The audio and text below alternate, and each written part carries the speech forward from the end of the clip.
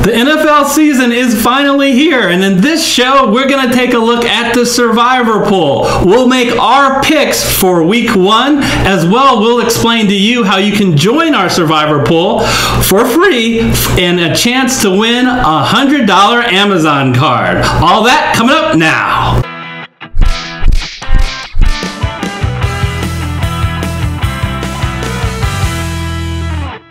Hello everyone, I'm Eric Lee. And I'm Gary Kurtzman, and we are the Fantasy Football Consultants. So Eric, here it is, Week 1, the season has finally arrived, and here we are at the Survivor Pool. So just to recap for the viewers really quickly, Survivor Pool is when out of all the slate of the 16 NFL games, all you need to do is pick one game where you're certain that you know who the winner is going to be. The trick is, each week, you can only pick a team that you haven't picked in the past. If your team loses, then everybody else looks at you and says, "I see dead people."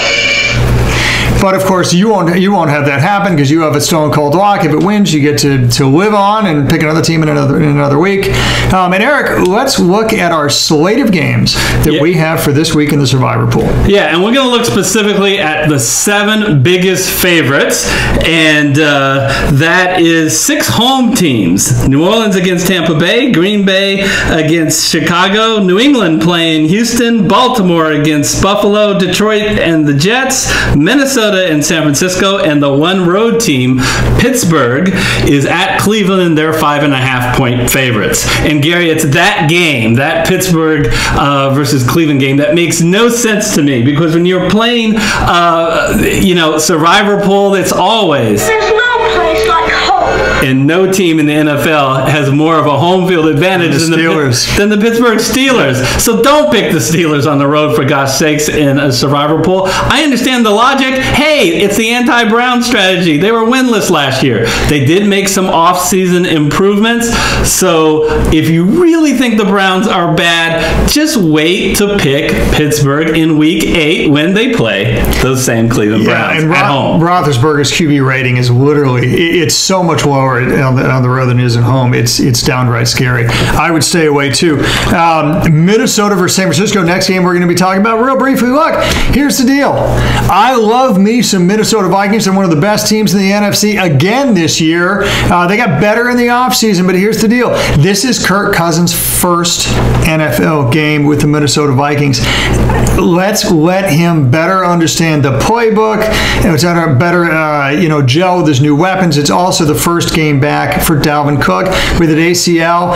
Kirk Cousins did not look terribly sharp in the preseason, again, because he's still getting familiar with the playbook. Dalvin Cook did look sharp. But you know what? San Francisco has now had a full offseason to study Mike Shanahan's playbook. Remember what happened to Atlanta? First season under Shanahan, they went roughly 8-8. Second season, now that they better understood his strategy, they went to the Super Bowl. I would stay away from anybody playing San Francisco Week 1, even Minnesota. Yeah, I agree with that. And the other team you got to stay away from is New England. I think some people think New England is just all world and they can't lose at home. Well, yeah, they can. They did last year to the Chiefs in Week 1. 14 points. Yeah, and the bottom line is it's a future value thing. The Patriots have much better matchups later in Survivor where you can take advantage. They have home matchups against the Jets, the Colts, the Buffalo, and Miami. So just save New England. Yep. Obviously, better value in the future there. Detroit, 6.5-point favorite of the Jets. It looks great on paper. Detroit just missed the playoffs last year, and the Jets missed by a country mile.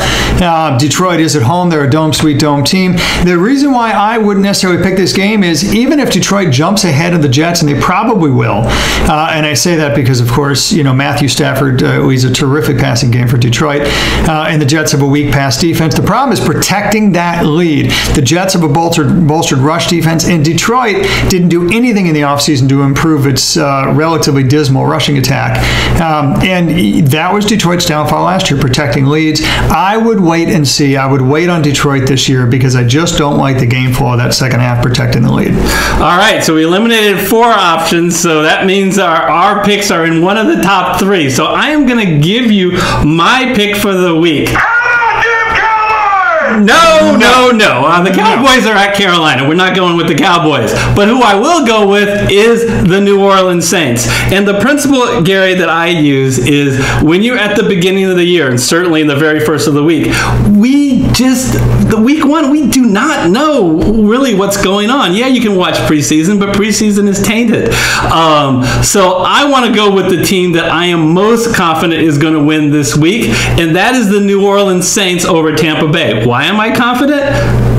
Okay, once again, like Pittsburgh, the New Orleans Saints. There's no place like home. Much better home team. I have confidence in the Saints. They were a 61-yard touchdown as the time expired in the playoffs, away from advancing to the NFC Championship game. 11-5 last year. But look who they're playing. They're playing the 5-11 last year Tampa Bay Buccaneers, who don't even have their starting quarterback, who's been suspended. Their running game is a little bit of a mess now. Ronald Jones II, my guy in previous videos I bragged about, is not ready, so they're going back to Peyton Barber. You know what? I feel very confident with that, and I don't give up much, Gary, in future value. There are a couple of games where the Saints will be big favorites, for example, in week 2. But when you compare that to Green Bay has more of games where you're going to want to use them in the future. And I love Baltimore as a pick, but I'm just too nervous to go with them. No, but I understand the logic. Peyton Barber has been mediocre at best throughout his career, and they have no Jameis Winston. So that game does look pretty tasty on paper. The team that I picked, Baltimore versus Buffalo, my buddy here, all-star analyst Eric Lee, said it, future value. There will be no better time throughout this entire season, no better matchup for Baltimore than right now in week 1. They get to play Buffalo. First of all, Baltimore, top 5 defense. I don't know why it doesn't get talked about more. Statistically top 5 last year, led in interceptions, second in touchdowns, top 8 in sacks. Basically, and they got everybody returning. I love this defense. They're going to stack the box against LaShawn McCoy. Everybody's going to stack the box against LaShawn McCoy. And what's going to happen? They're going to force the Bills to throw. Oh, by the way, who's going to be throwing the ball? Right? I mean, I'm sorry. I don't mean to laugh. Nathan Peterman, apologies for Nathan Peterman fans out there. He looks like he's going to be the starter. He's in his second year. There's a reason why you haven't heard of that name outside of Buffalo. Or I remembered him throwing 5 interceptions in the one start he had last year. Or doing that. Or it may be A.J. McCarron, who is a career backup QB with Cincy, and he's injured and is going to be touch and go for week 1. It doesn't matter. Baltimore's terrific in sacks. Buffalo doesn't have a starting quarterback that's NFL worthy. You don't have to overthink this. They will never have a better matchup. Baltimore is my pick. I applaud you, Gary, that you are showing guts. All the logic says Buffalo should definitely lose that game. Baltimore should crush them. You're going to throw out 9-7, aren't you? Yeah, 9-7 and playoff participant last year. I know all the things that have changed. Nathan Peterman. Want to see Buffalo play and play as poorly as I expect them to play before I start picking against them when I have another option. So those are our picks. We're not doing this alone here, folks. We have our own expert panel, we call them. One of the members of the panel is a 12-year-old whiz kid. I'm telling you, if you knew him, this kid could talk to you. His name's Michael. He could talk to you forever about the NFL, and he is going to be making picks. And his first pick, Gary, is Baltimore. So, all right, I got another fan. He agrees with me. See, I told you he was a whiz kid. Yeah. He agrees with me. There you go. He's going with Baltimore. And I want to actually go to footage of Coco, who is a dog. Yes, how can a dog make NFL picks? Well, we're going to put the 4 plates down of NFL teams of the highest favorites, and whichever one he goes to, that is going to be his picks. So we're going to go to some footage for week 1, who he selected.